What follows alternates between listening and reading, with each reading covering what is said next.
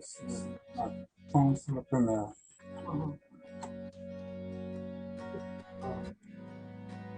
There is no one else for me, none but Jesus, crucified to set me free.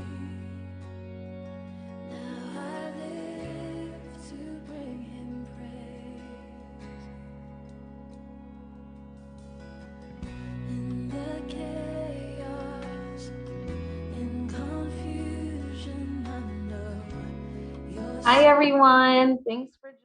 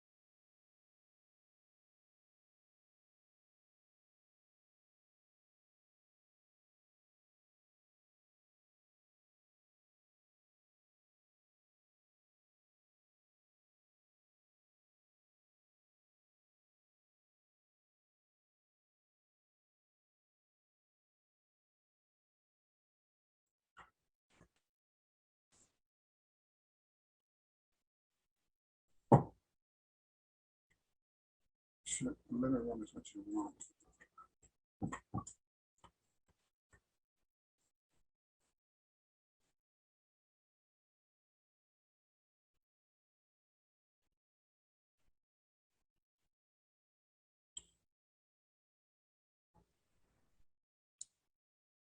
Welcome to the African American Catholic Center for Evangelization 14th Annual Speaker Series.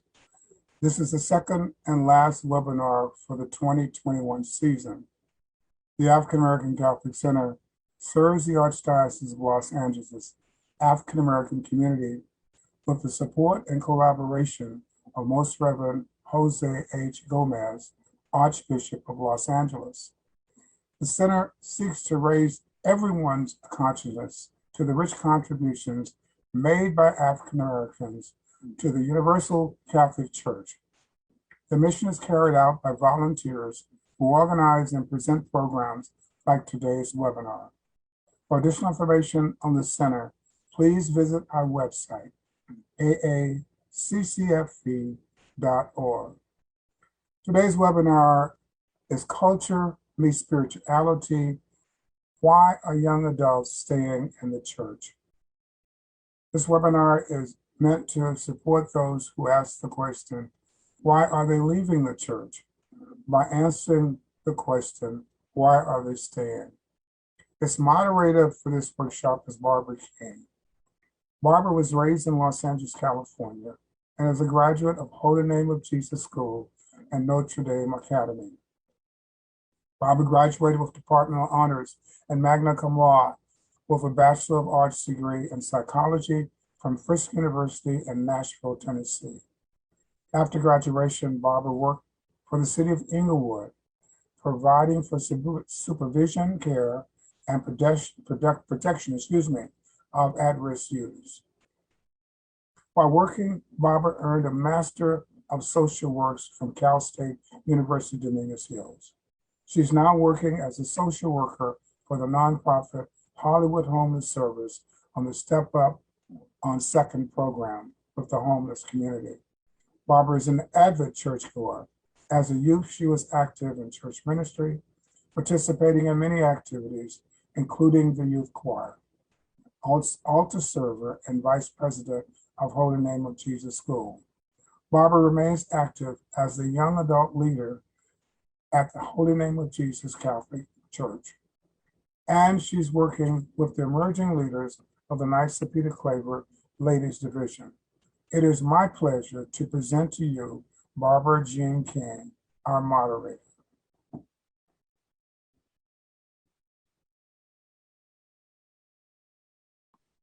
Hi, everyone. I'm happy to be here with all of you, and I look forward to your questions.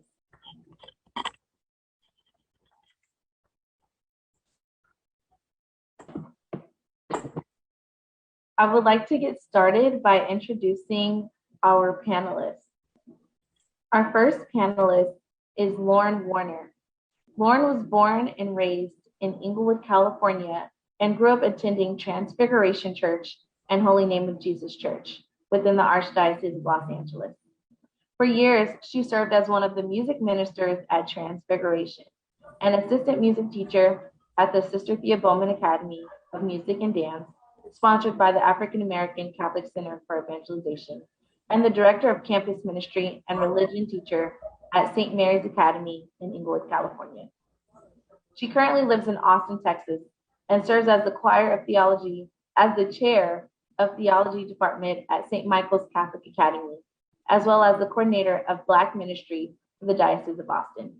She also serves as a minister of music at Holy Cross Catholic Church in East Austin. We are so happy to have you, Lauren. Our next panelist is Heidi Villaluz. Heidi is a member of St. Mark's Catholic Church in Venice Beach, California. She is a master catechist serving with the Archdiocese of Los Angeles and national Catholic organizations specializing in young adult engagement, technology, and Catholic social teaching. She has worked in parish pastoral leadership and school administration and provides consultation to parishes and diocesan offices in community assessment, organization, and implementation of strategic plans. Heidi, we are so happy to have you. Our next panelist is Guillermo, affectionately known as Memo Alonso. Memo is a native of East Los Angeles and attends Our Lady of the Angels Cathedral. He entered priestly formation 3 months after graduating from Cathedral High School in 2014. He has a Master's of Science in Organizational Leadership and is in the process of completing his Master's in Divinity at St. John's Seminary in Camarillo, California. Memo has recently been ordained as a transitional deacon and will be ordained as a priest for the Archdiocese of Los Angeles on June 4th, 2022. Memo, or Deacon Memo, as we say right now, welcome, and we're so happy to have you. Thank you so much. It's such a pleasure. Our next panelist is Stephen Lawrence Camarena. He is from Los Angeles and is 21 years old, so he's our youngest panelist, and he is a member of St. Lawrence Brindisi for 6 years. He enjoys serving God in his community. Stephen belongs to many ministries in his parish. His favorite is being a lector, but he is also part of the African American Pastoral Committee, and he is a part of the Knights of Peter Claver, 3rd degree. Stephen, we're so happy to have you. Our last panelist is Brianna Rodriguez. Brianna is a nurse practitioner at UCLA Hospital and an active member of St. Monica's Parish in Santa Monica, California. She's involved in several ministries at St. Monica's, including their young adult ministry, the head of outreach for their annual Thanksgiving dinner and boutique, Healthy Living Ministry, Parish Council, and she helped start the Black Lives Matter 2 committee at St. Monica's. Brianna, we are so fortunate to have you. And I'm so excited for all of our panelists tonight. They are going to be able to give a lot of great insight to the young adults and the young adult community, and I'm so happy to have them. One of the reasons why I wanted to really feel called to have this panel is because I wholeheartedly believe in spiritual health and mental health in the church. As young adults, we often find ourselves talking together after church, after a ministry meeting, or something of the like, just talking about why we love our faith or the concerns we have with it and how we can change it to have more young adults and have more people staying in the church. As the Archdiocese of Los Angeles is the largest and most diverse diocese in the United States, we felt really compelled to be able to talk about these issues that we're having in our church and how to help solve them, and ultimately how to get young adults and just anyone to stay involved in the church. So here we are having this panel focusing on the questions, why culture meets spirituality, and how we can stay involved in the church, and why we are staying involved in the church. So please feel free to drop your questions in the chat. We will be able to get them and have them answered, and all of that goodness. We are asking for your prayers as we do this panel, and we pray for all of you being here in this panel and for anyone that couldn't make it. So here we go. Why are young adults staying in the church? Our first question we're going to have is, how is God continuing to play a role in your life?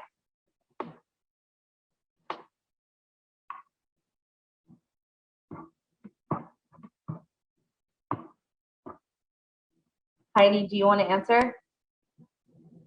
Or Lauren, go ahead. Yeah, I can go first. Okay. For me, I've seen it in placement and where I've ended up. I very much believe that I always end up being where I'm supposed to be, just with how things happen. I'm in Austin, Texas now, but most of my life I was in the Archdiocese of LA.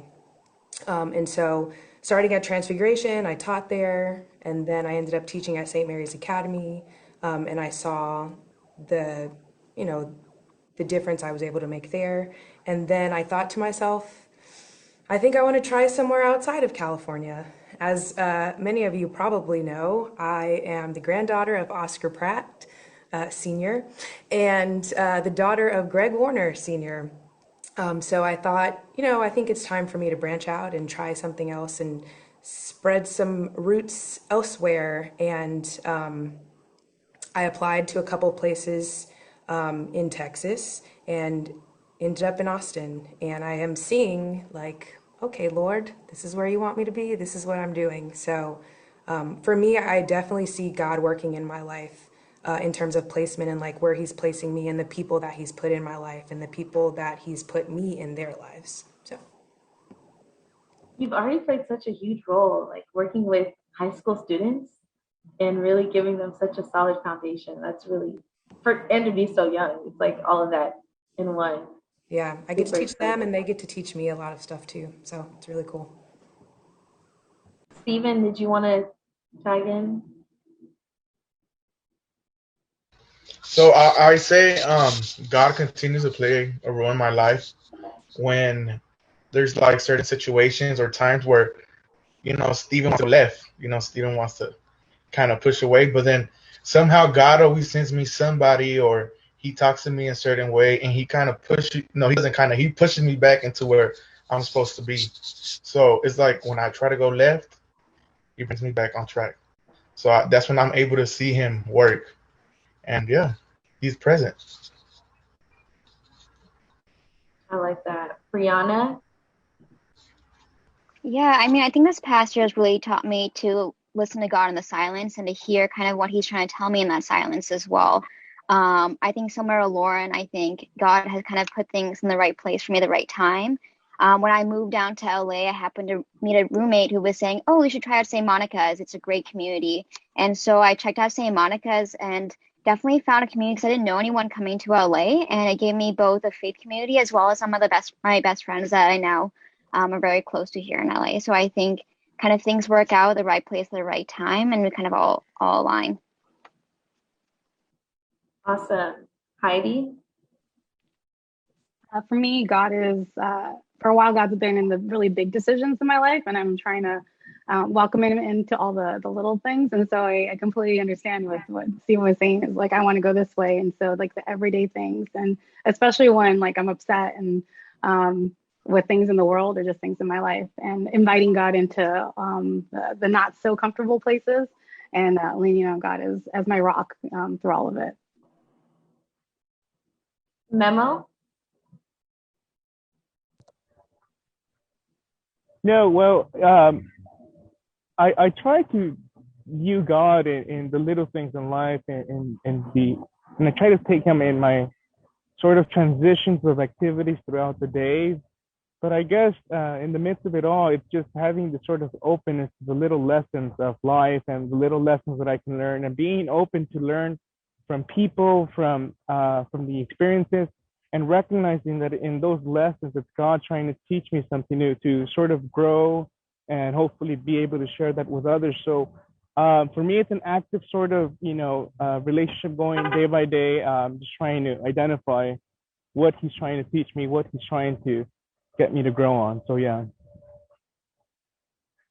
Awesome. Thank you.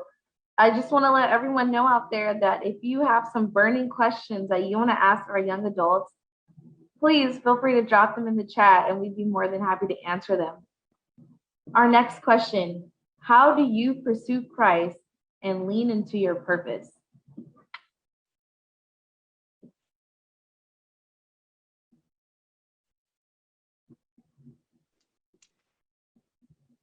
This is I think I sympathize with Lauren's story. I started my career in education, and so I was working with young people a lot, and I thought that that's where I was going to stay for the rest of my career. I thought I was going to be a classroom teacher for all of my life, and that I found God in that place too.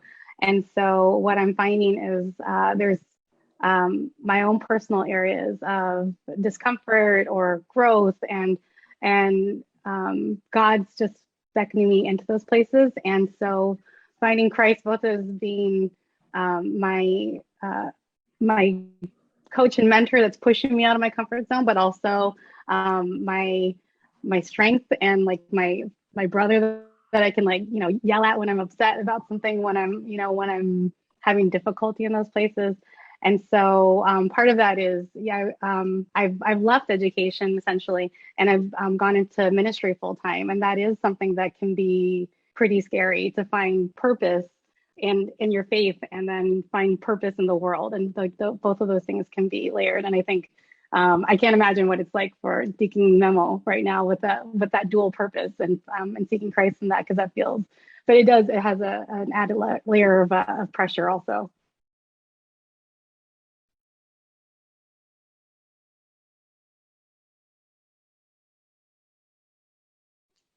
Oh, Barbara, you're muted. You're muted. Yeah, it's definitely scary when you're still trying to figure out what your life is going to be like and not have your purpose tied down to one specific thing. So, Brianna, did you want to answer that too? Yeah, I mean, I think I'm fortunate in terms of finding purpose in my vocation in healthcare. When I was kind of trying to figure out what I wanted to do, what stood out to me was when my uncle was in the hospital. It was a nurse that actually took the time to say the Our Father with my family before he passed away. And for me, it was one of those pivotal moments of like, I want to be that person in someone else's life. I want to help them both with the medically speaking, but also to give them that spiritual comfort during those hard moments. And so fortunately for me, I get to have my faith be part of my vocation and try to offer that for people when they are going through those difficult moments. But I think you can also do that both in our Catholic Church as well. St. Monica's has helped me do that. When I see the need, whether it be with our homeless community here, which has definitely grown in LA, unfortunately, as we all know, or also too last year with the whole BLM movement. I just felt like we needed to do more as a Catholic church. And so I spoke to some of the administration at St. Monica's, and we were able to create a community that helped support this movement that was so important and really needed to actually take a step in that direction of acknowledging what the problem is and moving in a direction of trying to face that. And so I think having a purpose can mean so many different things. There's so many different people. Absolutely. I want to kind of stop right there and just talk about vocations a little bit. Like, how did you lean into your purpose when trying to find your vocation? I'm just going to bridge off that little question a little bit.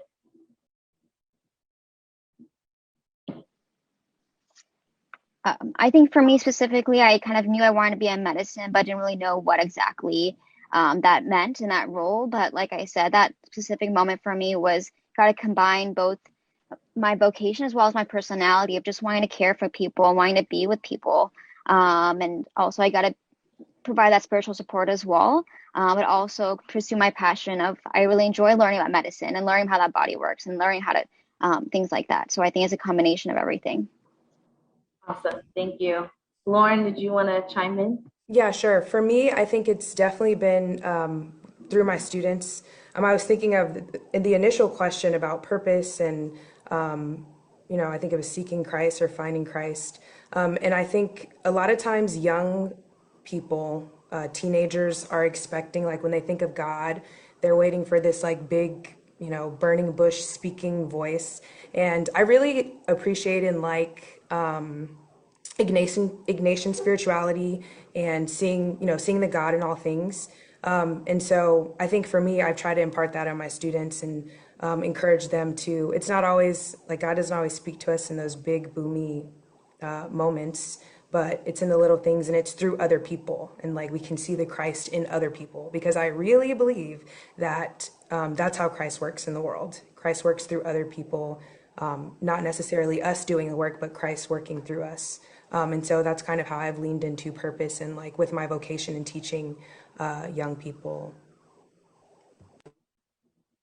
I love that, Lauren, because I don't think I've met anyone that's had like a moment like Paul or Saul and Paul where like God came to them in such a ornate way. So I totally hear that. We have a question from Ignatius. When you hear from young people who were raised in the faith but no longer practice, how do you respond? I can start off.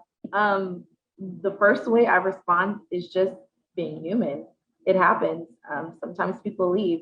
And then I think opening up that door, just allowing people to say, oh, yeah, I no longer practice, it kind of gives them room to say if they want to practice or ways they want to get more involved. It opens the door without shutting someone out. So just being open to hearing what they have to say, because everyone's experience in the church is different. And some people did not have the greatest experience. So it's all about changing how they experience God and how they experience church. Anyone else want to chime in on that? When people have left, how do you respond? Yeah, I would agree with that 100%. That it's important to create a space for people to be able to share. I think there's always a story, and not when I say story, I don't mean like one incident that happened one time, but there's a life story behind why they're not in community with other people anymore, and it might be because they couldn't find themselves. And like for me, when I was growing up, I knew like kind of one sense of Catholicism and a narrow band of spirituality. And as I got older and I just connected with more communities, more people, I found different places that spoke to my heart in different ways. And so maybe listening to what it is that they where they didn't find connection, where they didn't see themselves in the church, or if there was hurt and to be honest, trauma and can happen in church too. And to just be there and listen. We don't have to be the ones to heal it necessarily. Jesus does that, but to create a space where that can be okay and validated and welcomed. Yes, Heidi, I think we all need to figure out how to validate people more and how to listen more. And I think I hear that from a lot of young adults. Like just listen. So I'm glad you guys are here listening to us. Anyone else want to chime in on how do you respond when people say they are no longer practicing?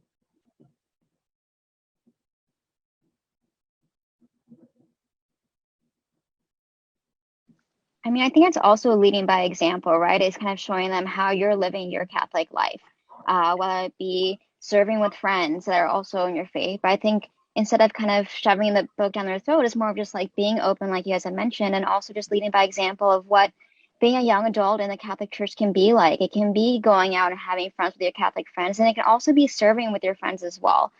So I think leading by example is more important than by just telling them the rules and things like that.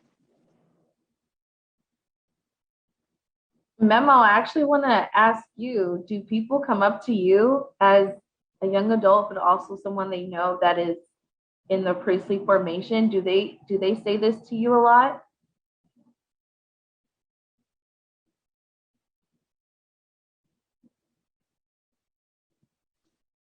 You're muted, Memo. Sorry, can you hear me? Yeah, we can. Okay. Did you hear me earlier or no? No. Okay, no worries.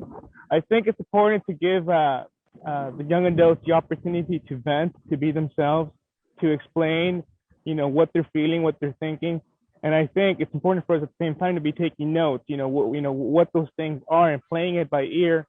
Oftentimes, what I have encountered, especially at the hospital, now that I've been doing CPE at UCLA in Santa Monica, is that, when they're venting, when they're, describing their tension, there seems to be a misconfusion or misunderstanding of what they heard or what they think.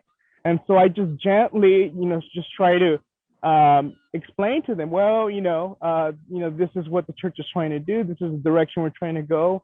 But allowing them that opportunity to sort of, just speak it out is important, and being very careful to not scold and to not tell them they're wrong, and to not, to sort of, I don't know, it's an interesting form of dialogue of going back and forth and being realistic, being ourselves, not trying to be too much in disguise, especially with our theology, because our church is really rich in theology.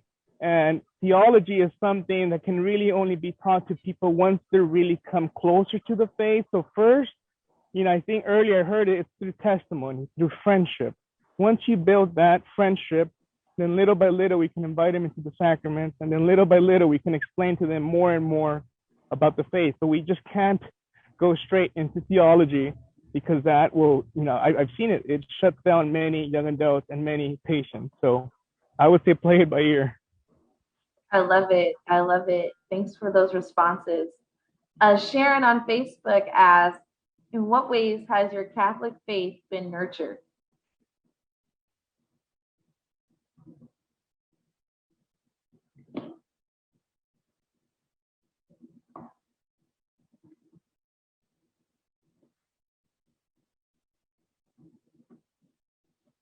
Just I can go. Um, I come from a very Catholic family. I'm a cradle Catholic.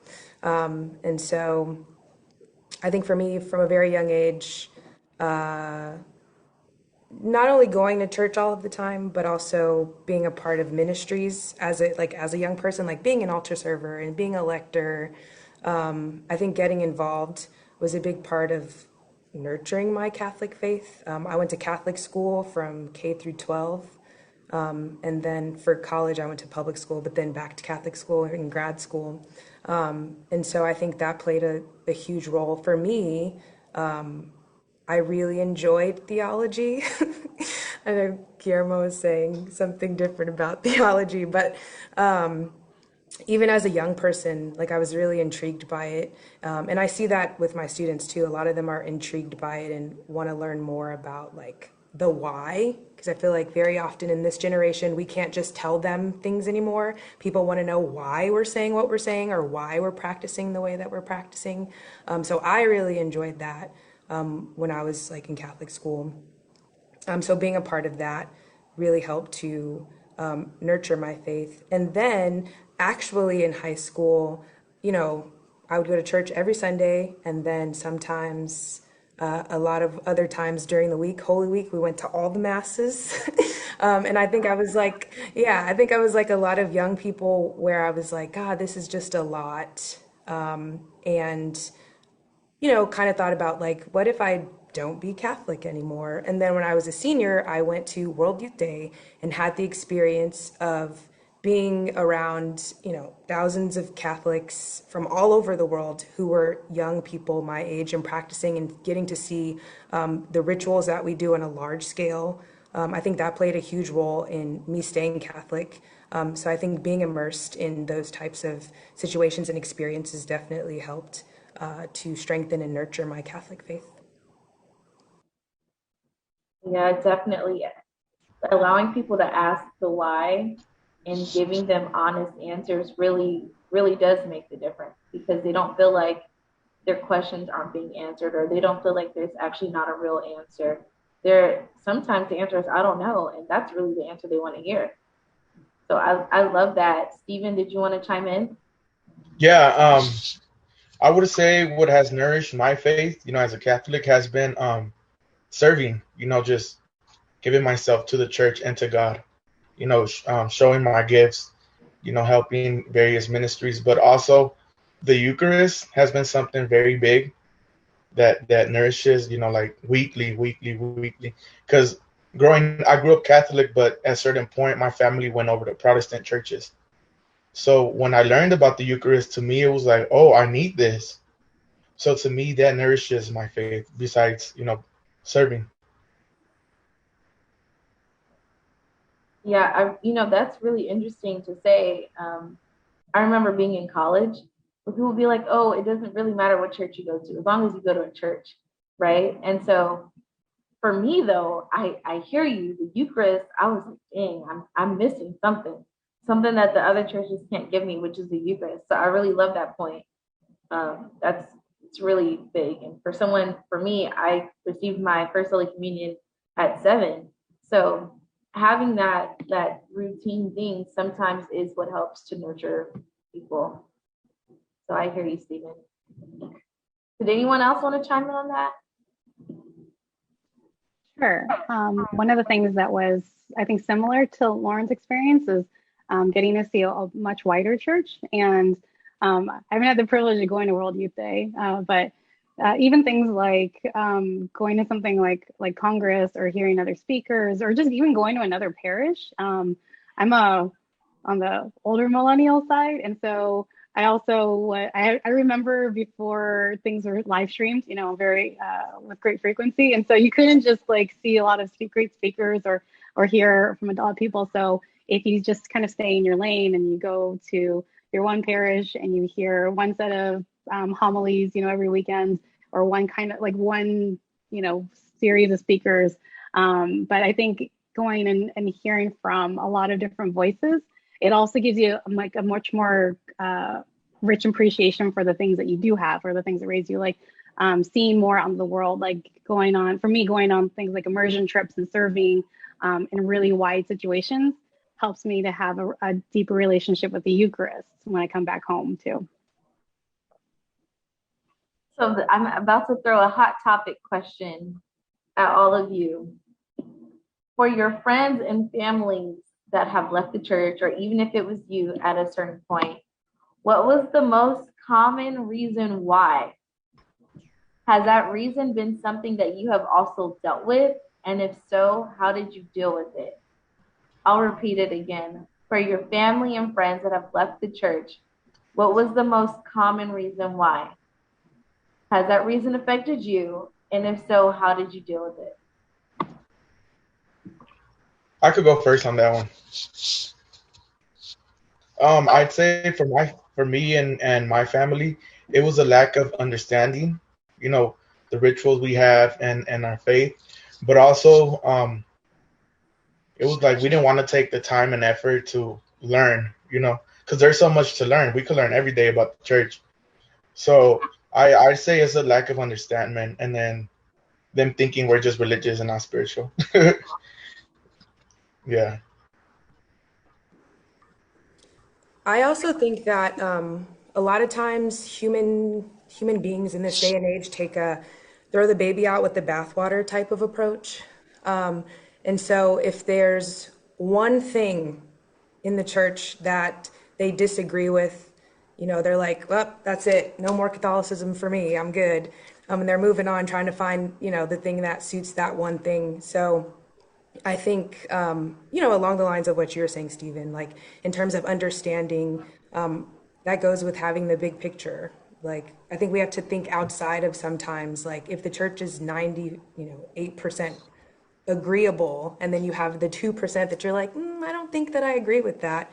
I think sometimes people tend to just, all or nothing type of approach. And so I know a lot of young people, that's the way that they think about it. And so that's what I've encountered with people saying like why they leave.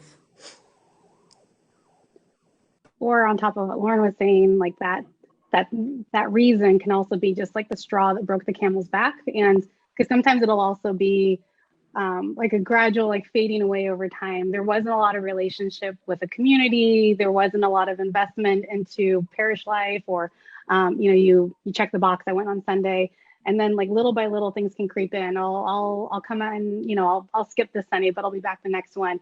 And so there was less of a tie. And so when something does come in that's disruptive, like one of the things that Lauren was describing, it makes it that much easier to cut ties, because there also wasn't ties to begin with. There wasn't a really great relationship and with community, with the community of the church. And so I've also seen like where people just kind of drift away and just, they'll come back maybe for stints, and then they'll be back away, no ebb and flow. And sometimes there isn't like a really severe break. But I think the severe breaks sometimes happen also because of the lack of relationship with the church community. Yeah, I think on that note, I think a lot of people kind of, when they're young, they're forced to go to church by their parents, right? They don't actually find the purpose and the meaning of why they're going to church. It's just, oh, you have to go to church on Sunday and you're sitting in there for an hour, and you understand the purpose behind it. But I think creating that experience and understanding the purpose of why we're going to church, that this is the Eucharist, that's what makes a difference. It's not just some place that you go once a week. It's that community that makes a difference in terms of why you want to go back and why you're there more than once a week, or why you're there so often. Is having that community and that friendship and understanding the purpose behind why we're going there once a week. I think that makes a difference. What I hear a lot is how other people made people feel at that church or parish. And that's when people started leaving. And I think a really important thing to look at and to remember is that we're all sinners. And we have to figure out the way to walk our best foot forward in with our walk with Christ. But to tell you the truth, it's hard. I mean, people can say some really cruel things, and sometimes it comes from a good place. Sometimes it doesn't come from the best place. And what we all have to remember is that the way we choose to spread Christ can either be in a positive manner or a negative manner. And so when we choose to spread Christ in a negative manner, it reflects the church in a bad way. And we're all members of the church. We're all the church. So when that happens, we turn people away and they start looking for God and other things. I do want to second that with what Barbara said, because I feel that sometimes we tend to lose focus in our relationship with Christ and the sacraments that the church has to offer. And so when things are going wrong, or when they see or when they hear things going wrong that they don't like, they tend to lose focus of their, that relationship of the sacraments. And so I feel that sometimes we need to be realistic with the way we present ourselves and be honest. The church is not a museum for perfect people, or it's not a museum of saints. The church that we all belong to is a hospital for sinners.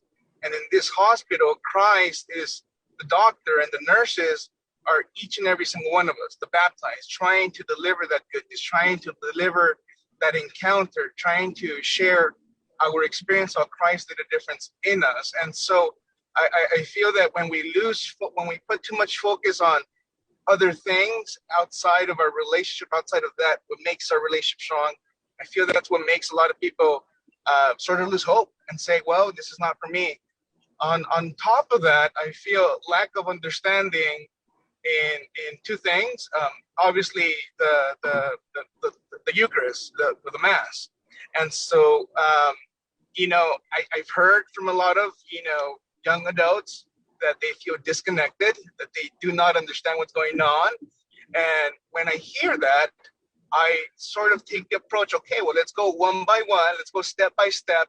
What's going on in the liturgy, so you can understand every single motion, every single prayer, so that next time you go and worship, you're actually participating, you're actually understanding, and not just going through the motions without really, understanding what's going on. But again, it takes time, and it takes, effort from our behalf to actually have the patience to explain step by step.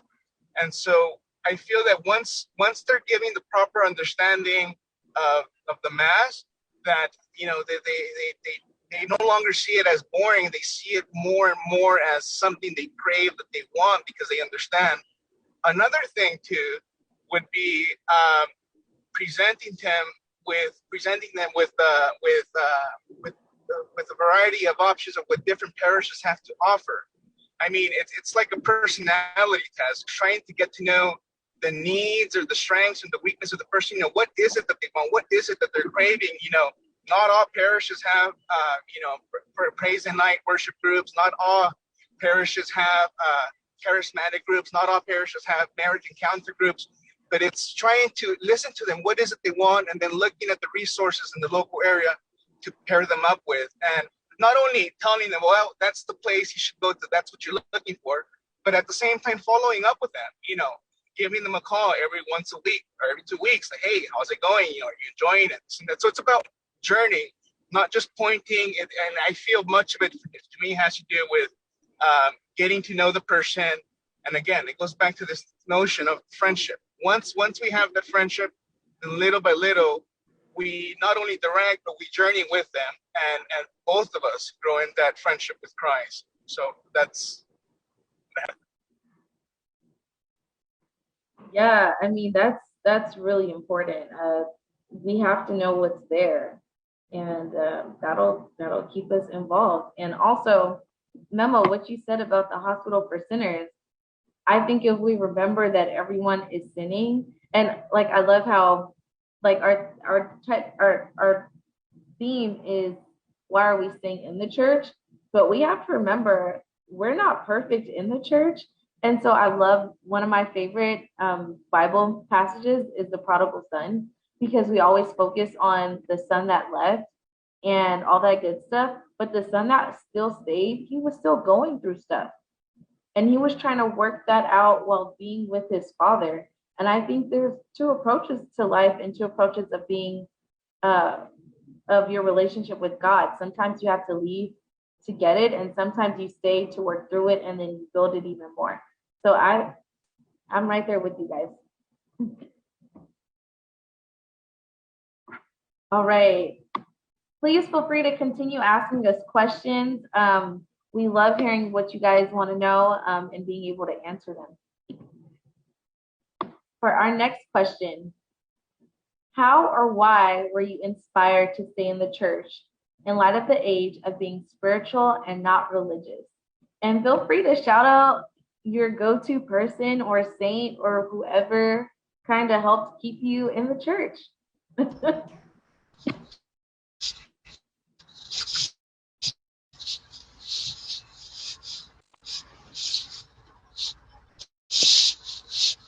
Steven? So I stayed in the church because I've seen the struggle, like, for example, Augustus Tolton, his struggle back in the days. He was in the times of slavery, racism and all this type of stuff. So he went against the odds, because he heard God's voice, and the struggle is just the struggle. The struggle is what keeps me Catholic. I see the struggle of all the saints, of my struggle. I had a very big struggle to come back to the Catholic Church. So that's the reason that I've kind of stayed. I feel like I belong here. Like, their struggle is my struggle, so we struggling together. So I feel like that resonates with me very good. So would you say that your saint, your patron saint, is Father Augustus Dalton, or Yeah, do I you pray have? to him. Yeah, I pray to him every day. Yeah, we're Yeah. working on his sainthood, so hopefully that happens. Yeah, he's already a saint, but we need his recognition. That's right. That's Yeah, right. he's a saint already. Heidi, did you want to answer? Sure. For me, I think one of the things that was really formative was growing up. I didn't have the blessing of going to a Catholic school, and so, but my parents were really determined to make sure that I was going to be in religious ed, through confirmation. I mean, what that meant was I was in environments from really early age where I was defending my faith as a Catholic, where Catholicism isn't really always popular in a wide secular setting, and so having debates on a school bus, having arguments in college, um, and so I've had the experience of like rigorous defense and having to question myself. Why do I say Catholic? Barbara asked, do you want to be on this panel? Why you say Catholic? And I said, if I still am in August, then of course I will. But constantly, evaluating myself, and I think it goes back to what Deacon Memo was saying about refocusing on the why. And there's the pieces um, of what I was formed with growing up, that were the head pieces of my knowledge of knowledge of the mass, knowledge of scripture or theology, but also solidly grounded in the relationships, the people, the catechists that helped to raise me, that always had a space where I could ask my questions, that I could have my doubts in, and then coming back even now with a questioning heart, knowing that that is what Jesus wants. Is they say that the opposite of faith is certainty, and so coming with all like my own questions and fragility, and knowing that that's exactly the side of me that Jesus wants to welcome, and so, but I think that is hard for people who maybe don't see Jesus and don't have that relationship with God also, and so it can be hard for people when a lot of times the first approach in churches can be just the head, and there's not enough of the heart and the healing piece too. I think for me, the nerd in me loves the ritual and the traditions. And so that's part of it. But I think the biggest thing for me is the Eucharist. The Eucharist is what keeps me Catholic. I think, there's rituals and things in other denominations of Christianity, but I think, Barbara, you were saying like the Catholic Church is where we get the Eucharist. And being that it's the source and summit of what we do. So I think about it's like Christ present, actually physically present with us. And when you think about, like, I always think, because I teach scripture, so when we go through the Bible stories, I always think like, how cool for these people to be able to be there and experience like Jesus physically present. But that's how we do it, right? Like the woman, one of my favorite stories is the woman who touches the hem of his garment, the hemorrhagic Yes. woman. And then she touches his hem and then she's healed. And so it's like, man, like we get to do that, right? Like we get Jesus in the Eucharist. We get to have that experience of touching Jesus and having him become one with us in our bodies. And then we can be changed and transformed from that experience. And so I think that's a big thing. That's like the biggest thing for me. And I think most young adults that I talk to, or most people, it's the Eucharist that keeps us Catholic.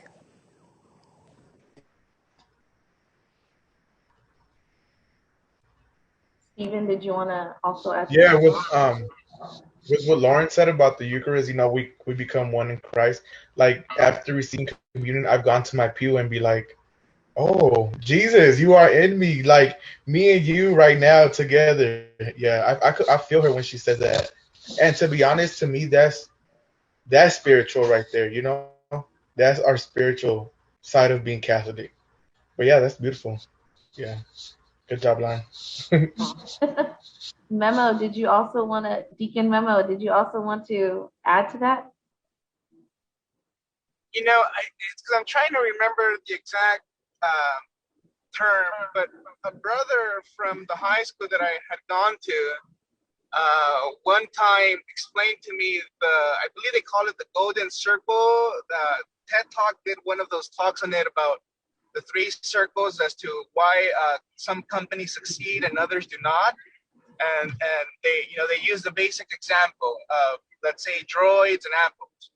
Essentially speaking, the features that a droid has is, they're usually much ahead than Apple products. When Apple came up with their three lens cameras, Droid already had it for 2 years, but everybody got super excited with Apple.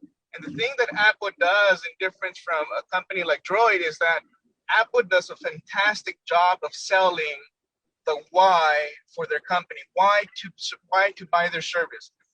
Most companies just sell you the what and the how. This is what we're about. This is how you can be part of it. But once you sell people the why, once you get people confident, once you sell that to them, you could give them anything and they're going to be loyal to you, and no matter what. And I felt that a brother in high school, Cathedral High School, the De La Salle brothers teach there. He did a fantastic job of explaining to us the four marks of the Catholic Church. And, obviously every Sunday and during solemnities, when we profess the Nicene Creed, the fourth part to it literally talks about how we as a church are one, holy, Catholic, and apostolic. And being explained what each single one of them means, the gravity of, what it is, it really excited each and every single one of us in that class. And we see a lot of beauty in other religions. We see a lot of beauty in different religions, but even then, there is nothing that compares to the history, to the Eucharist that we have, to how exciting it is for us to be a Catholic today. So I feel that firming ourselves, really refreshing ourselves or familiarizing ourselves with the four marks of the church, what it really means to be one, and holy and Catholic and apostolic. I feel that once people know that very well, along with the Eucharist, because that's a long part. I mean, the Eucharist sacraments, nobody can really take that away from any Catholic, because once they know that enthusiasm, that excitement will be there, pretty much. Yeah, I love that.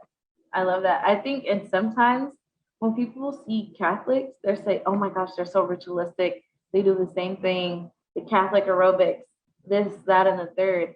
But I think there is something to say about the routine, because yes, it does sometimes feel like a routine. But when you really put yourself in the mind, in the presence of God, like the routine, it does something. Like it changes. It's not the same every week. It's not the same every time I go to mass. It's funny for me too, like people complain about routine and saying the same thing all the time, but then, let a new album or a new song come out and then they listen to the same song over and over again and we'll sing it out. It's like, I don't understand how that's any different. Awesome. Yes. Alrighty. Our next question is, most Christian young adults feel going to Sunday morning worship, or for us, we call it mass, isn't as important due to religious politics. Do you feel it is okay to not attend a weekly service and still have a good relationship with God? Okay, I want to say something to this. I don't understand. First of all, a huge part of being Christian is community. Like when we look at scripture, that's how it started. Paul's letters are not to any, like they're to specific people about communities. Like it's about the community. He's not writing to any one person about how to have your personal relationship with God. So that's the first thing. The other thing I think about is when I was talking about the Eucharist and the importance of the Eucharist. For those of us who are Catholic, right? For people who like, oh, mass is, we shouldn't have to go every Sunday. I feel like being Catholic and not wanting to go to mass is like being an astronaut and not wanting to get on a rocket. Like, it's so essential to like who we are and what we do. Or like me being a teacher and being like, I don't really like going to school. Like that doesn't make it, logically, I just can't put that together. So I definitely,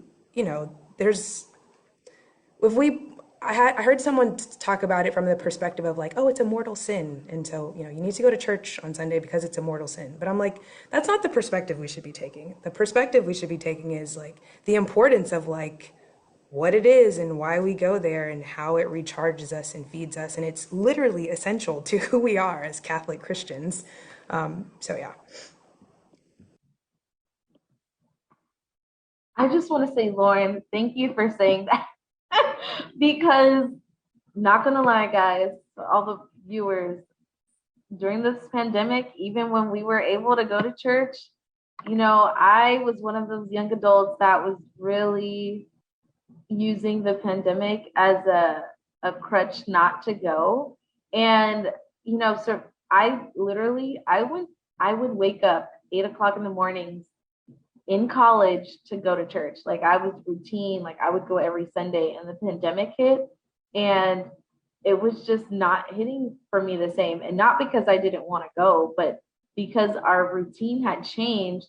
I was just finding the motivation to get up and go was also really hard. So going back now, I'm feeling what I was longing. I'm feeling what a lot of times what they say with depression is, even though you're depressed, you have to do certain things to help break your depression. And for many of us during this pandemic, it really did feel like that because there was something that you just couldn't do. And so now that it's back, you got to push yourself a little harder to go. So I love what you said, don't use the mortal sin, because while it is a mortal sin, no one's paying attention to that because a sin is a sin. And we're all sinning all the time. So we got to find and give other people different motivations to go back. And it really is wholeheartedly in the community. Like Bible study on a Friday or whatever day is not the same as going to church. It's just not. Yes, you can have the food. Yes, you can break bread together, but it's just not. And honestly, you got to go back. For all of those who are fearful of going back to the church, double up your mask, wear your gloves. Don't sit next to anyone if you don't want to. Stand in the back in the vestibule. But I'm telling you, the experience that you're looking for is there, and you're missing it, and your body's craving it. But yes, no to the mortal sin. Just let that go, because that's not stopping this generation. Heidi, did you want to chime? Brianna, did you want to chime in on that?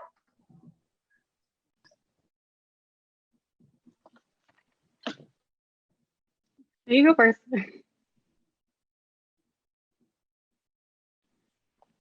I can start.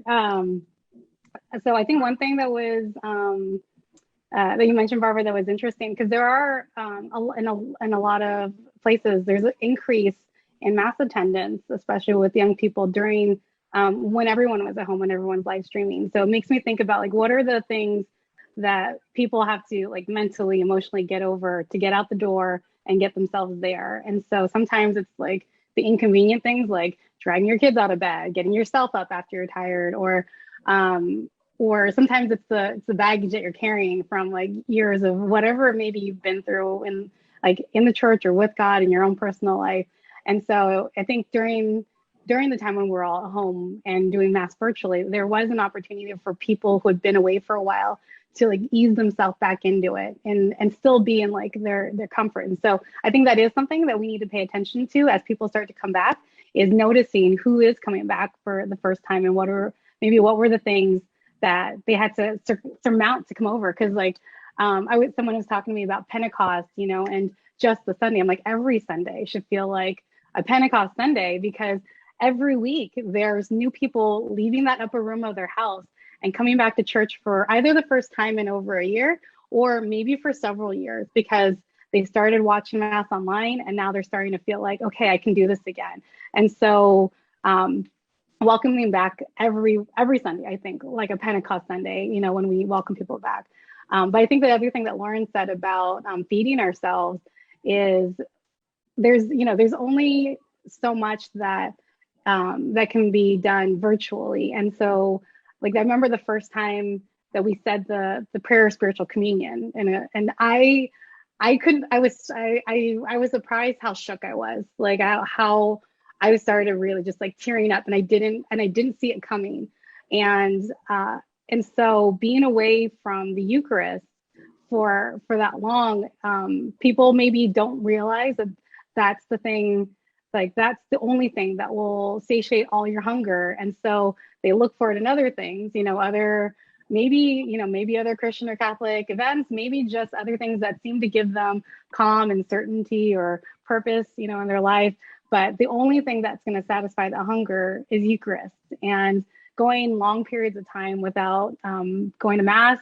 And some people, they still, like, I think of our sisters and brothers that we're in solidarity with them throughout the world who can't receive communion still. And so now when I see the prayer for spiritual communion, I think of it in a very different way too. But if we have the ability to feed ourselves, why purposely starve ourselves when that's the only thing that's going to feed us?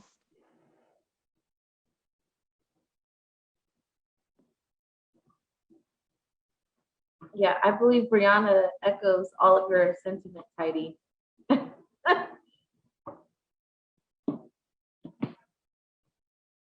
Okay, going on to the pandemic and what that has caused for many of our churches. How do you feel about the church and technology? And what do you think the church can do to better that relationship of technology with the world?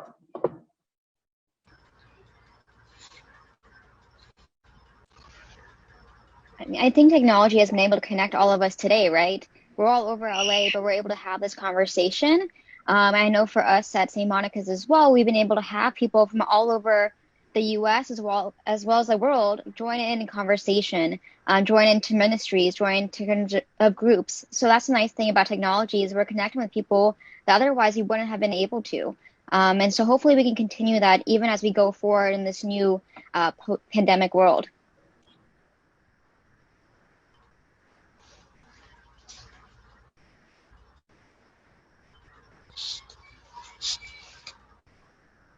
Stephen?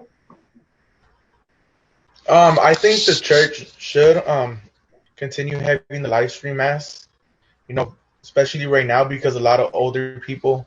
My church has a large amount of older members, so a lot of them, wouldn't come to church and we're not watching mass. But now, as grandkids, put the live stream, they're able to join. But I don't know. Me, I was skipping through the mass when I was watching TV, the mass online. I'll just skip, to the homily but yeah, I think they should. I think they should leave it. But also they should encourage the members to come back to receive the Eucharist, which is why we're Catholic, because we're able to receive Jesus. But yeah, I think they're both good.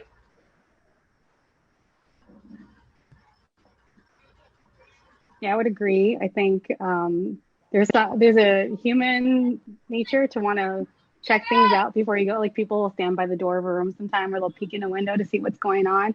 And I think one thing that happened when everyone had to start live streaming is that it gave everyone a window into the door of every parish. And so people who have been either seeking a parish or thinking about coming back to the church, all of a sudden they could visit dozens of churches throughout the week on a Sunday, and they could get a window into the life of that parish. So does it have ministry and spirituality that speaks to my heart? Or even like if I go back next week, okay, what can I expect? How can I mentally prepare myself to go back for the first time, or if I haven't been back in a really long time?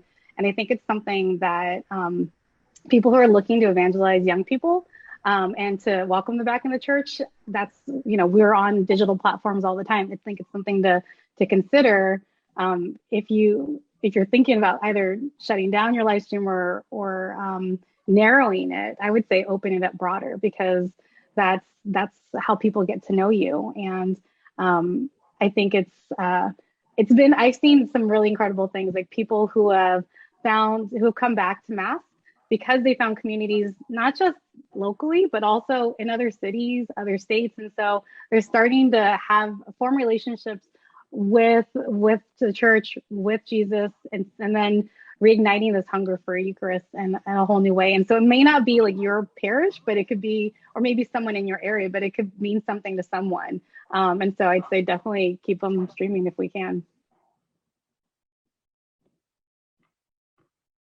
Does anyone feel like their church could potentially use technology in a different way to help bridge that gap? If so, does anyone have suggestions? I know we're all like this technology agents for young adults. So maybe what's one thing we could throw out at parishes that aren't necessarily trying to move to technology, but maybe should to help bridge that gap?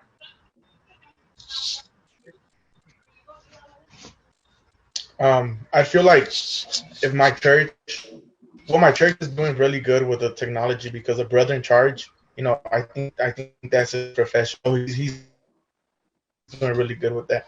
I feel like in my community in Watts, if they would put out the word that there's a gospel choir, I feel like members will come back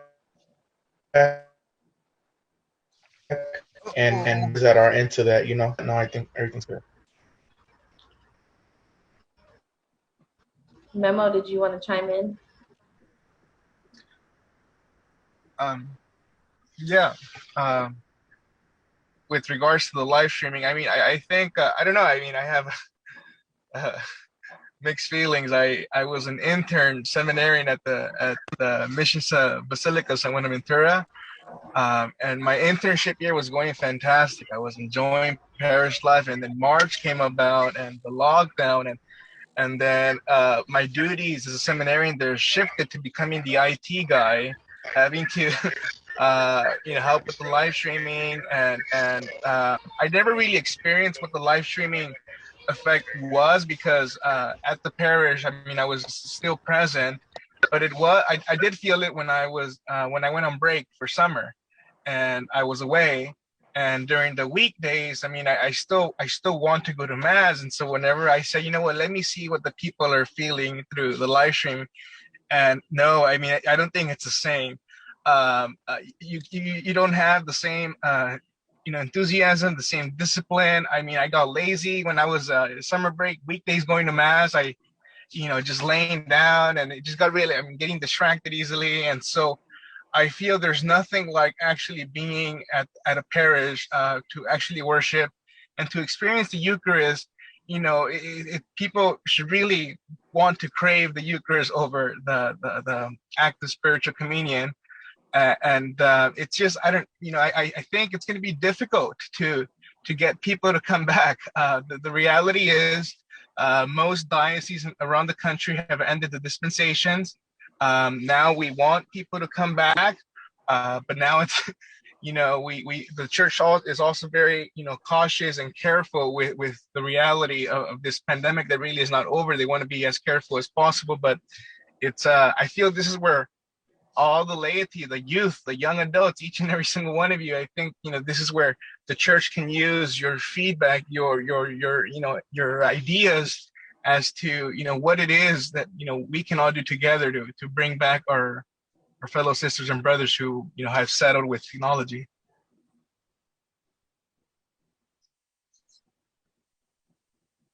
Oh, can you hear me? Yes, we can hear you. Okay. The one thing I would say, just to go back to what I was saying before, I think sometimes, like when I say keep the live stream, I'm thinking of people who weren't going to mass at all, and I know people who have started attending on live stream, so it's like a first step in, and so it may not be, the people who were already in the pews. I think maybe Deacon Memo that's who's referring to when he's saying, yeah, we do need to bring you back in. And we do, we all need to be coming back, but it has the capacity, I think, to reach people who we weren't reaching before. And, and so I think there's a place for it. Like one thing that's come up and it hadn't even occurred to me is normalizing this for like family or parent events using Zoom or the other online platforms, because now there is no need for childcare. Everyone can stay at home. They don't have to commute. And so I've heard from ministers, like people are doing parent preparations, parent meetings, and they can prepare the parents, and the kids can be in the room. They can prepare them as a family. on a weeknight. And so there's also a potential for increased family participation. We keep saying we want families to be engaged. And I think technology gives us a capacity to be able to do so when sometimes people's means are limited. There's only so much childcare you can either pay for or can actually access, especially right now. And so it provides a means where there maybe wasn't one before. Yeah, that's right. That is so funny because I get both sides. Because I'm not gonna lie, I was like, oh, there's the live stream. I don't have to go to mass. Like I'll just go and live stream. I'll cut it off at the announcements part. If my pastor's on, I did not say that, Father. I didn't say that. But I was feeling like that, like, woo, I'm just gonna watch it from here. And I don't live far from my parish at all. So it was even worse that I was like not even willing to go just a short distance to go to mass and just watch it on Facebook. But I do think that it holds a really good place. I would like to see more things online or on the phone. Like I know some parishes are doing like everyday prayers where people can just call in and give their prayers and they can all pray together and they go about their day. Well, it's a little bit more convenient for the people that can't do a weekday mass that maybe want to. So I'm excited for the church to continue to embrace technology and figure out what's best for your parish, because it's not going to look the same for every parish. I think technology is good for like other events. Heidi, you were talking about like all these events that it could be good for. I think for me, virtual mass is miserable. I'm just going to say that. Like it is miserable. As someone who has had to so I'm the liturgy coordinator at the school I teach at. And last year we streamed mass from the chapel into the classrooms. And all of the teachers shared how much of a miserable experience it was to have virtual mass because you're in classrooms. So it's like, first of all, we're in classrooms where we learn, and then all of a sudden we have to switch mindsets to be like, okay, now it's mass. And we encourage them like stand and sit and do all of them, as you usually would. But even the kids were craving like, when can we go back to the chapel? Like, when are we going to go back to the chapel for mass? So I think when it comes to technology and virtual mass, like I'm just a big proponent of no. Like, can we just be in the presence? And it's about the sacred space too, because I was talking to a friend and she was talking about her conversion experience. And she was saying she was at a point in her life where she felt like she really just needed prayer. And she said she walked into a Catholic church and she was like she could feel it in the walls. Like all that happens in this space is prayer. That's what it's for. And so she was saying like that type of sacred space where like you can just feel it in the walls when you walk in. I think that's really important when it comes to like, because mass is a prayer. So, and the kids get that because they're just like, please, can we go back to and like we have to start off this year virtual, and all the teachers when we announced it were just like, no, why? So that's where I stand on virtual mass. I would say this summer, as one of the interfaith chaplains at a hospital, I have come across various patients who have shared with me they stopped going to church, they haven't gone to mass for years. And so it's not that I much rather prefer that they go in person, but given the circumstance they can't. So then I would speak to the nurses and say, well, let's set their iPad up for, the cathedral in here in the Archdiocese of Los Angeles does a fantastic job of every single day live streaming a mass. And so I said, let's set up a live stream and I let the nurses know. And so every single day the nurse would come and show up and, start the mass at noon so that the patient can experience, at least participate through that form. But then what I saw, especially in my floor, is with the orthodontics, is sometimes these patients would go home and then some complication would happen. They would come back But before they were discharged, I would encourage them and check up. Okay, I really do encourage contact the nearest parish to you. Try to seek the sacrament of reconciliation. Try to experience the mass in person. Go back to it, and then hearing them come back and hearing their stories, how the virtual means did sort of inspire them to want to come back to the mass, to the actual mass in person.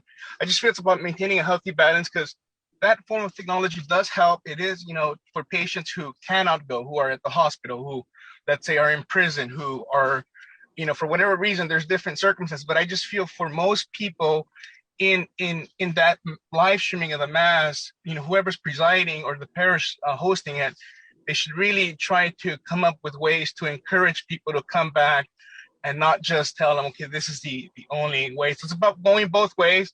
I've seen the beauty of it. Now, I follow some parishes from all over the world that I never really heard of, but I say, you know what, that priest is a great homilist. Sometimes I just go and I just tune into their homily because I want to see what they had to say, even when I already went to mass. There's a lot of beauty to it, but I feel it's about maintaining a healthy balance of both.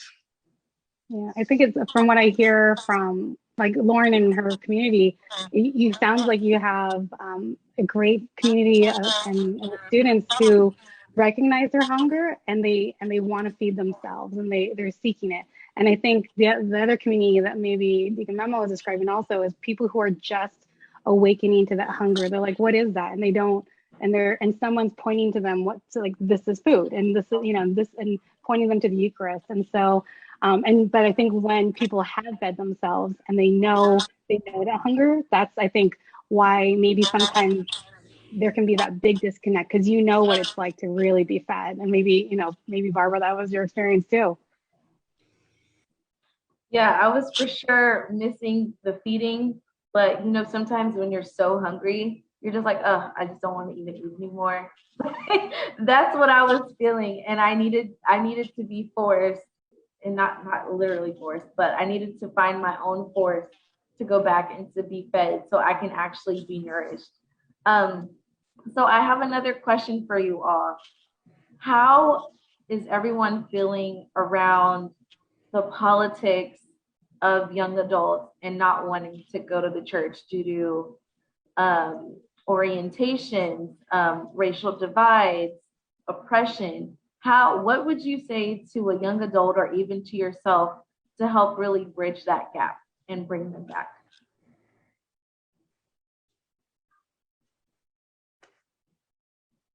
I know that's a tough one, and it's a loaded question for a lot of different things.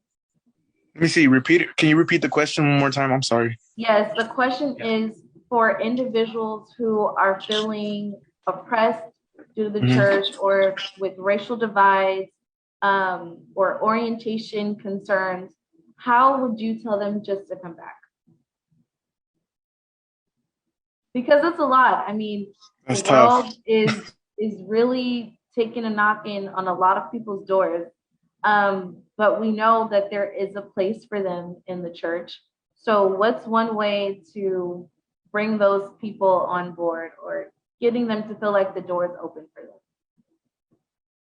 them? For me, I have an amazing spiritual director, and she's a sister. And I remember telling her one day, "Oh, sister, it must be so nice to have, to be part of an order, and that you have people who have your back and they understand you, and you're in community that's so nice." And she looks at me, she goes, "Heidi," she's like, not everyone thinks like I do. And, not everyone, is prophetic like I am all the time, or, speaks the way that I do. And so you always just have to go find your people. And she said, when we talk, you're my people. When we talk about certain things, or certain things that speak to your heart. And so the thing that I would say is you always have to go find your people. And that's not necessarily always going to be, ideally, it would be captured in one community or one parish. But sometimes, you want to serve in one place, and something's not built yet there. And ideally, someone will always say, go build it. You want to do it, build it. We don't all have the time and the energy to always be building ministries all the time. And so sometimes you go to something because it feeds you, and you go to another place because it feeds you in a different way, and you're serving in different ways. So sometimes it just means you have to go find your people. And when you do, it can make the, where your home base is even that much of a richer experience, or it gives you something to bring back and enrich that experience with. During the pandemic, we started a young adult solidarity community, and it's people that we were forced to form it virtually because we were doing everything social distancing online. But there are these amazing young adults who have a heart and a passion for social issues and for advocacy. And I never would have met them we're in 9 congressional districts that we advocate in, 2 different dioceses. There's no way we would have met each other had it not been for virtual formats like that. And so, but we found each other, and we love each other. And I've met almost all of them in person, but not quite. But you have to go find your people, I'd say. And they're out there. They're out there looking for you too. Awesome. Ditto. That's the beauty of being, like, I don't know, that's the beauty of Catholicism, is like there's so many of us everywhere, and there's so many different types of communities. I mean, even when I was in LA, I was at Transfiguration, and I think about, like, even within that one community, like the different masses, there's like every parish, I'm sure, has different mass and different mass times, and then there's like a different flavor of every mass, and so that flavor usually draws certain people. And so absolutely agree, like you just have to find the flavor that speaks to you, and then usually the people that are part of your flavor will be there as well.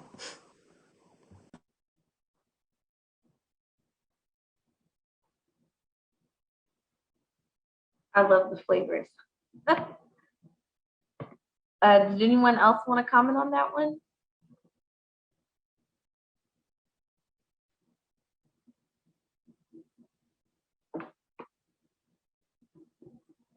I would also say, as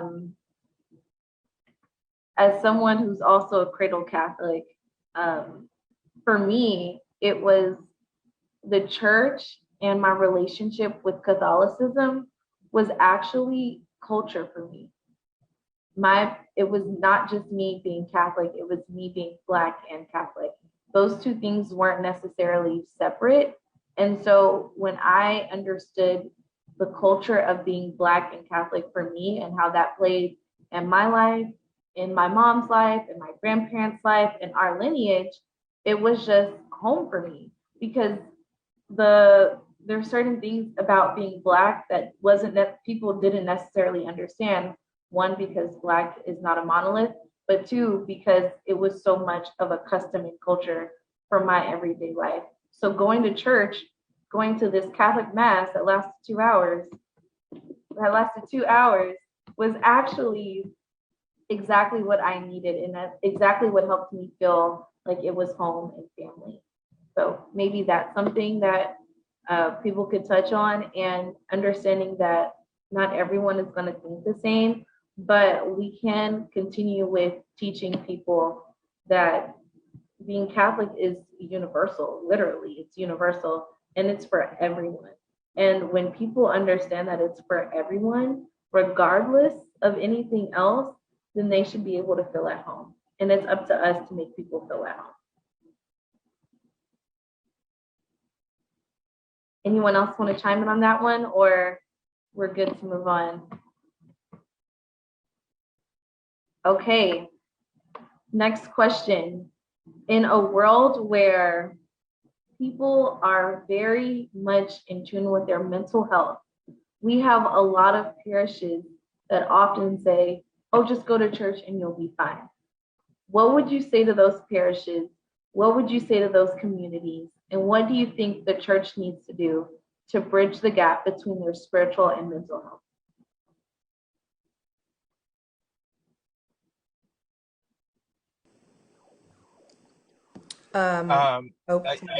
Sorry.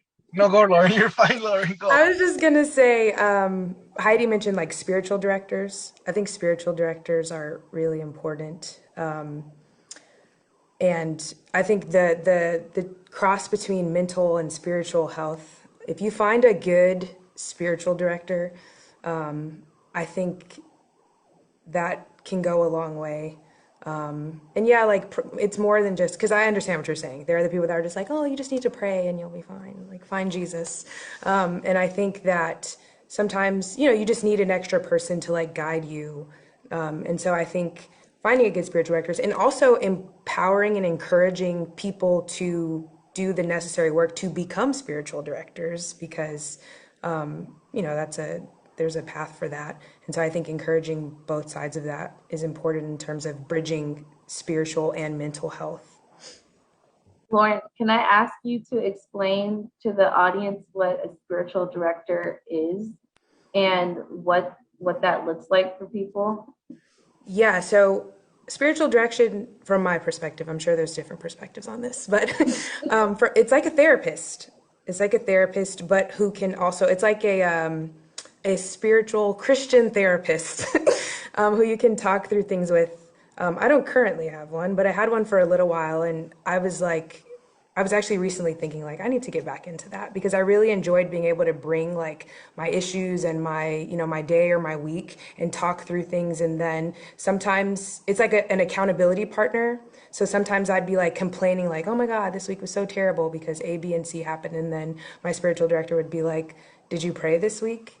And I'd be like, not as much as I probably should have, right? So they can point out the holes in in some of the things that I probably should, or you should be doing. And then they can kind of like help to get you back on track.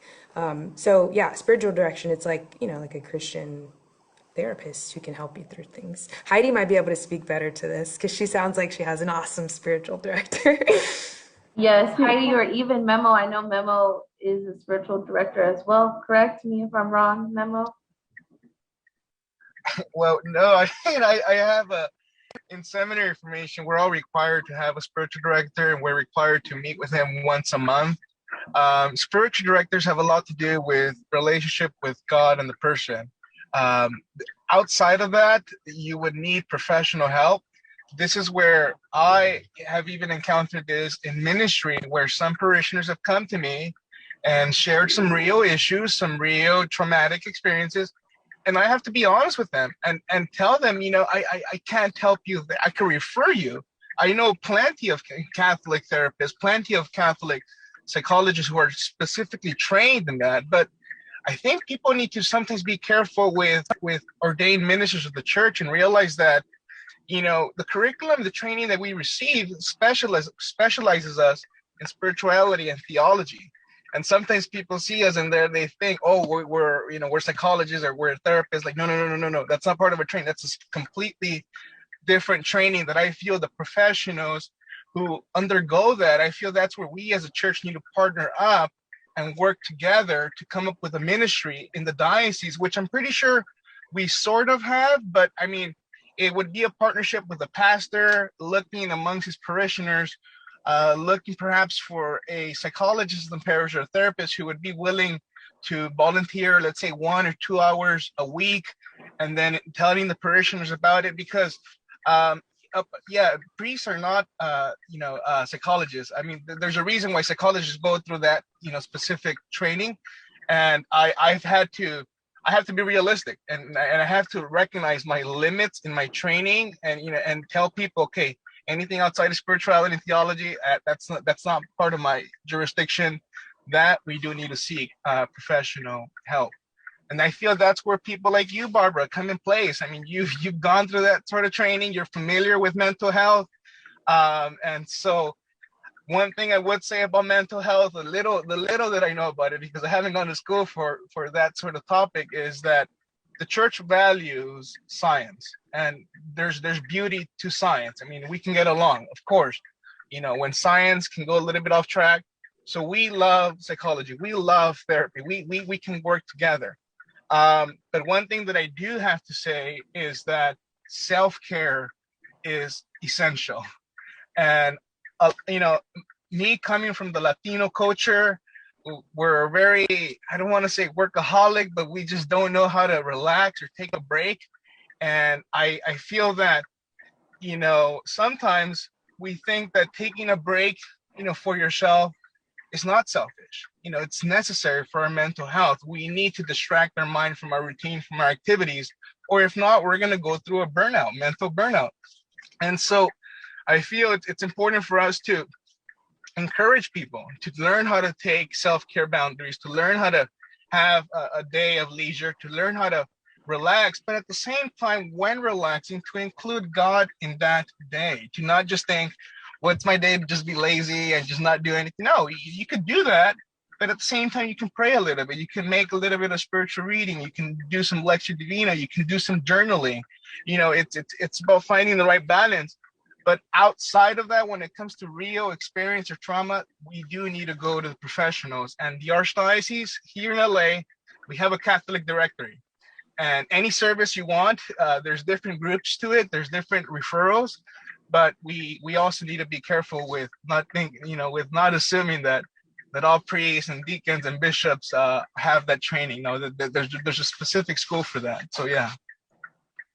I like that, and thank you for mentioning that. I also want to say that there are Catholic websites that do have Catholic therapists, social workers, psychologists, marriage and family therapists, licensed counseling. But I will say, if you're out there in this webinar listening and you know someone that is a Catholic therapist, please tell them to register, because there is very limited people of color that are Catholic therapists. And I think that's one of the things that I was looking at. There was no one in Los Angeles that I saw on the website that was African American and Catholic providing therapy. And not that you have to be Black to help someone that's a Black Catholic, but there's a different experience. And I think we all know that for many different ethnic groups, that it's just a different experience. So we are going to say our final question. And this one I would like for all the panelists to answer. The question is, what's something you would say to a young adult that is on the fence of leaving, staying in the church?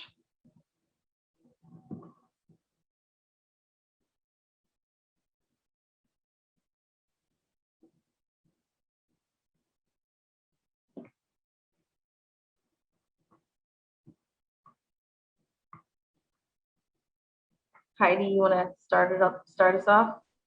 Sure.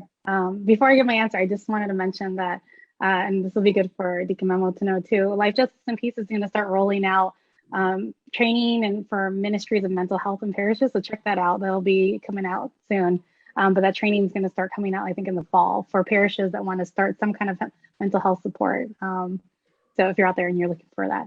I think what I would say is maybe going back to what we were talking about earlier is find your people, find the flavor that you're looking for, find the community, because it might be that, you've had, 3 experiences and, maybe you struck out on all 3, but the church is universal. It's so wide, it's so big, and there's so many different ways to be in community, to worship, to pray. There's so much diversity in theology and spirituality to explore. And so it's like, going to a buffet and then you only eat pasta with butter noodles, that's just who does that? And so one is if you feel like you're all alone, there's lots of people out there who are probably, 1, feeling that, or 2, looking for you too, looking to welcome you back and say, you're not crazy. Other people are thinking and feeling these things too. And it's okay. And it's okay because Jesus wants us to come with everything that we are, our whole person, with our frustrations, our disappointments, our sadnesses, our desolations. If we feel like God can't handle it, then how small are we making God? And God is not the institution. And so if there's something that maybe if there was a person, a structure, or something that was frustrating you, God is bigger than all of that, and there's people who are looking for you, to welcome you, and support you too. Brianna, oh, okay. Lauren? Oh, go ahead, Memo. No, I mean, I just pretty much want to second what Heidi mentioned. the diversity in the church, I believe, is the greatest gift that we have. It's a challenge trying to unite us all, but I feel the Eucharist and unite us all together, unite love together, love that loves the church, the love for Christ. I mean, I do. I would say this too. I would say this too. I've done this example various times. I take off my shoe. I take off my shoe. I would tell them, listen, I'm size 13. I'm size 13. But just because I'm size 13, does not mean that when I go to a shoe store, that I just buy any random size 13 shoe. Like, no, when I'm trying the shoes, I go to the shoe store, I put both of my feet together, and then I jump 2 times, I kick 2 times, I swing my ankles 2 times, and I really, really want to make sure that my feet are comfortable. I mean, the whole point is not just finding something that fits. The point is finding something that I can work with, something that I'm comfortable with. And so I say that because in our church, this diversity that we have, we have different spiritualities, we have different groups, we have different parishes, and I feel it's about pointing and encouraging people to explore the different spiritualities, the different saints that we have, the different practices and disciplines, and allowing them to find something that works for them, but at the same time checking up on them. And so, I as a diocesan seminarian, I love my diocese, but at the same time, I see the value in different religious communities. I could say I'm a little bit of Ignatian when it comes to my passion for academics, or I'm very Lasallian when it comes to my pastoral approaches, and I love the Carmelite spirituality so. I feel that it's about familiarizing ourselves with different spiritualities, giving ourselves a chance, making something that is us, not trying to be something or like other people. No, it's about finding something.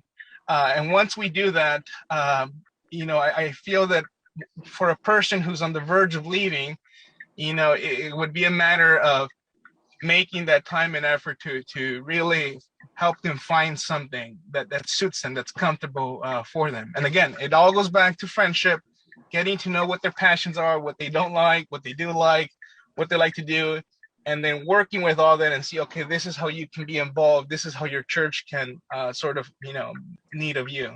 So, I mean, that's my thing. Thank you. And what's the website for vocations for LA? I believe it's lavocations.org. The Archdiocese, with their media pages, they do such a great job. If you go to Facebook, Instagram, LA Vocations, or just search up the Archdiocese of Los Angeles, and they do a really good job of promoting each other. Okay, thank you. Stephen, what's something you would say to someone that is contemplating leaving or staying in the church? I would go back to what Haiti was saying, just find wherever you fit. Go where you feel like this is right. For example, me, like I was raised going to Spanish church, right? So it was good, I like it. But I started going to English mass, and then there was a gospel choir. So for me, that was like, all right, I'm here. But just wherever you fit in, you're trying to be that little grain of seasoning, and you're trying to be good too. But it's like right now I'm in Lancaster, so there's like a culture shock, I think, in the church, because I'm not used to like an organ type of church, organ and all these, and then they're singing with bells and all these type of things. So I'm right now I'm in that stage where I'm like, okay, looking for a church. But definitely I would tell somebody who's thinking about leaving the church, like, look into where you feel good. There's so many rites in the church. There's the Eastern Rite and all these type of things, but just wherever you feel good. And then each church is a different type of mass. We have different masses and everything is different, just wherever you feel good, don't leave. I would obviously tell them not to leave. Don't leave the church and just explore the church, because there's so much to be explored. Awesome. Is Brianna back? If not, we'll have Lauren. I would say find your flavor, find your people, and level up. And what I mean by that is like go deeper, and try to like learn more and really understand, like I was saying earlier, the why of what we do, and really try to learn and understand like the sacraments and all that stuff for yourself so you can have a better understanding. That way, when those little incidences, or they could be big incidences, but like when those experiences that like put a nasty taste in your mouth happen, you'll be less likely to want to jump ship because you'll have a foundation and you'll understand like why it is that you're here, and doing what you do and believing what you believe. Because I don't believe that you should allow other people to influence or like mess up your faith life and your faith relationship, and your relationship with Christ. So I would say, yeah, find your flavor, find your people, and go deeper. Awesome. I'm going to wrap this up by saying leave the door open. Leave the door open for the people who just don't know. They're on the fence. And I hope that all of our audience today and those that will watch this later on, leave the door open for young adults to express how they feel, get their thoughts, get their emotions, get their feelings, get everything. Let them put it all out on the table so that way we can make our churches and our community so much better in God. I want to thank all of our panelists today. Lauren, Deacon Memo, Heidi, Brianna, and Stephen, you all were incredible. I'm so happy that we have this, and I hope that in your communities out there, you continue to have this conversation. And now I would like to ask Mr. Shaw to come grace us. Barbara, thank you so much, and thank all of you for such a wonderful, wonderful webinar. This is an excellent way to close out this season. I'm most impressed with your willingness to be a part of this and the honesty that you shared with us. And I guess the word I walked away with in terms of why you stayed is that you guys are explorers. I mean, you didn't sit still and just watch the show go by. You actually got out and looked into other parts of the church, and I love having to work with a number of you, and including you, Barbara, and Lauren, and Nemo, and know that you guys you came from strong backgrounds, but you also went and explored. I love what Nemo said in terms of how he looked at the different societies. Archdiocese trained, but he explored, and to Lauren and you, Barbara, and looking at other parts of the church. So I would just encourage everyone to take a look at this again. I mean, we have this on our website because there's so much information you shared. I couldn't even go into some of the things that you presented, your discussion around live streaming and the fact that it allowed people to come in and participate. And bring them back, bring people back who are not participating. And we have to look at both sides, those folks who miss being in the presence of each other and in our parishes, but also those who have not been with us for a while. So I am just so thankful to you guys. And I also want to thank our diocese, our archdiocese, our Archbishop Gomez for having us to be able to do this kind of work. And our parish rep council, we have over close to 20 parishes that support this program. And our advisor to that group is Most Reverend Edward Clark, who is with us in all of our meetings and helping to support us, and Father Parker Sandoval, who's from the Ethnic Ministry Office. But as I close out, though, I really want to thank those who helped to put this webinar on. Monsignor Lloyd Torgenson and his support from St. Monica, allowing us to borrow today Ariel and Merrick to put this on. For those of you who are watching, you don't see them, you don't even know their presence, but all of what is going on is being guided by those two. It's like the guys behind the puppet pulling the strings. I mean, those two have done that. And I want to thank St. Monica and all of the folks who have been with us. So I would say just in closing, God bless you. We will come back hopefully in 2022 with our speaking series again. And I hope that we'll be able to match come close to what you guys have done today. This has been a fantastic webinar, and I will encourage anyone that's trying to get into youth ministry, establish a youth ministry office, that you might want to look at this again, or encourage those folks to look at it again. I mean, training is most important, as Lauren said. I mean, to pick a spiritual leader or to pick any ministry, they need to be trained. So God bless you. And we hope to see you next year in 2022 when we speak.